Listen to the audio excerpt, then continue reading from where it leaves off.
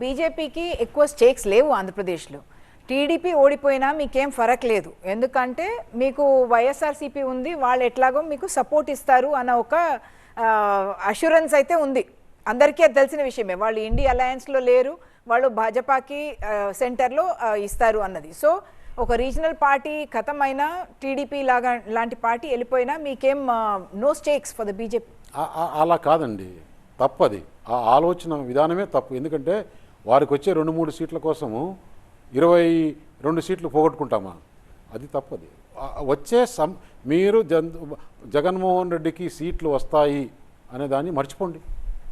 ఆంధ్రప్రదేశ్ అండి in Andhra Pradesh people of Andhra Pradesh మనం చూస్తే మీకు అంటే టీడీపీకి వైఎస్ఆర్సీపీకి చాలా బిటర్ ఫైట్ ఉంది అక్కడ కనిపిస్తుంది. అది సోషల్ మీడియాలో కానివ్వండి, గ్రౌండ్లో కూడా కానివ్వండి కనిపిస్తుంది. కానీ పీపుల్ ఆర్ టయర్డ్.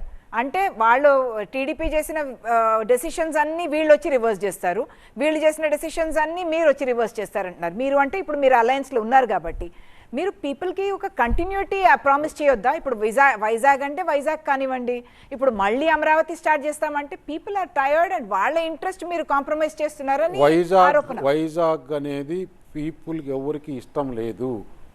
ఎప్పుడు కూడా ఇంకొకటి అంటే కూటమిలో ఉన్నా కూటమిలో లేకపోయినా చంద్రబాబు నాయుడు రాజశేఖర రెడ్డి చేసినది ఎక్కడ ఆపలా, చంద్రబాబు నాయుడు చేసింది ఎక్కడ రాజశేఖర రెడ్డి ఆపలా, చంద్రబాబు నాయుడు చేసింది కేసీఆర్ ఎక్కడ ఆపలా.